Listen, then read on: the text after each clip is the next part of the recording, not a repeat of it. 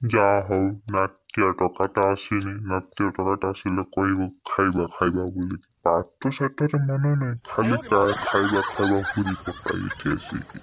ଖାଇବା ପାଇଁ ତାର ଯୋଉ ହାଁ ହାଁ।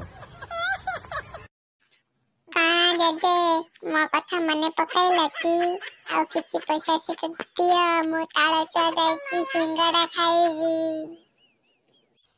ଆଚ୍ଛା ହଉ, ମୁଁ ତତେ ପଇସା ଦେବି, ହେଲେ ତୁ ମୋର ପ୍ରଶ୍ନର ଉତ୍ତର ଦେଲେ ହେଲା।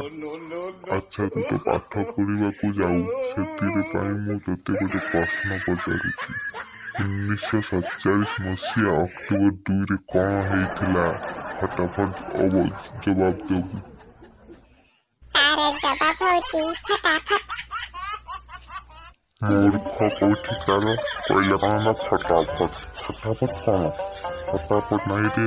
ତୁ ସ୍କୁଲକୁ କଣ ପାଇଁ ଯାଉ? ତୁ କହିଲୁ ସ୍କୁଲକୁ ତୁ କଣ ପାଇଁ ଯାଉ? ଜାଣିଛ ଜେଜେ, ମୁଁ ଯାଏ ବଡି ଝୋଲ ଖାଇବା ପାଇଁ। ଯୋଉ ମଜା ବଡି ଝୋଲରେ, ମୁଁ ସେଇଟା ଖାଇବାକୁ ଯାଏ। ଆଉ 1947 ମସିହା ଅକ୍ଟୋବର 2ରେ କଣ ହେଇଥିଲା ତମେ କହୁନା? ମୁଁ କଣ ଜାଣିଛି ନା, ମୁଁ ତ ବଡି ଝୋଲ ମୋର ସ୍ୱାଦିଷ୍ଟ ଖାଇବା। 1947 ମସିହାରେ ଆମର ମନେ ପଡୁନି ଆଉ ଆମର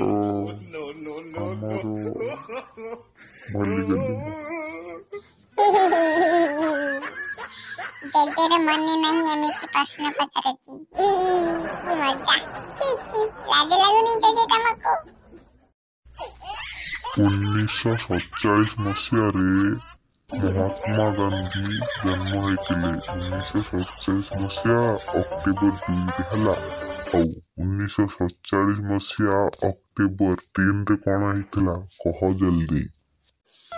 ମହାତ୍ମା ଗାନ୍ଧୀ ଏକା ଦିନରେ ହେଇଥିଲେ। ମୁଁ ଜାଣିଛି।